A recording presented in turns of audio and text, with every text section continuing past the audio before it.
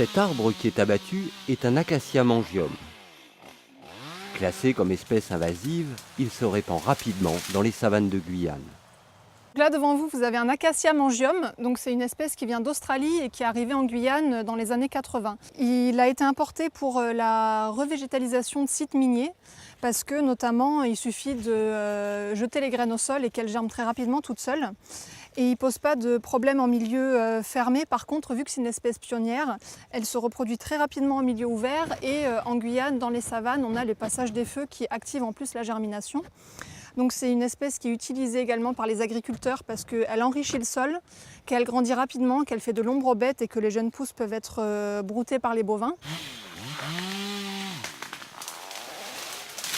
Depuis 1 an, on fait des tests sur des acacias adultes, donc de plus de 15 cm de diamètre. Et on s'est rendu compte en testant différentes techniques qu'on n'était pas forcément obligé en Guyane d'utiliser des herbicides, mais qu'il suffisait notamment de les tronçonner à ras le sol, c'est-à-dire de vraiment laisser aucun espace entre le haut du tronc qui reste et la surface du sol pour lui laisser très peu de chances de repousser. Et donc sur les 80 individus qu'on a testés l'année dernière, 1 an après, on n'a aucun arbre qui, tronçonné à ras le sol, ne rejette. Donc en gros, il suffit de prendre sa tronçonneuse et de faire tomber l'ensemble des arbres adultes et ensuite de repasser quand même régulièrement pour vérifier qu'ils ne rejettent pas. Les moyens de lutte contre l'Acacia mangium testés par le GEPOG sont suivis de près par les représentants de l'État.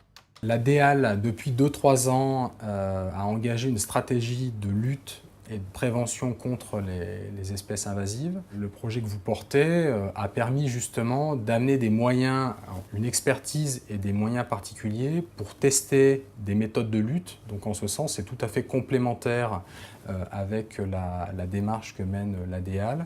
Et ça permet d'amener vraiment des moyens importants à un moment donné pour faire ce travail un petit peu de recherche et développement, d'expertise et de tests expérimentaux sur le terrain pour essayer de développer des méthodes d'éradication.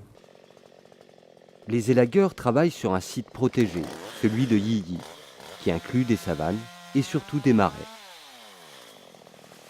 Et là aussi, l'Acacia mangium s'est installé.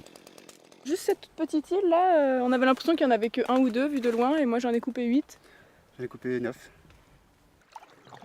Face à la progression d'une espèce invasive dans cette zone protégée, le Conservatoire du littoral, qui gère ce site, s'est trouvé démuni.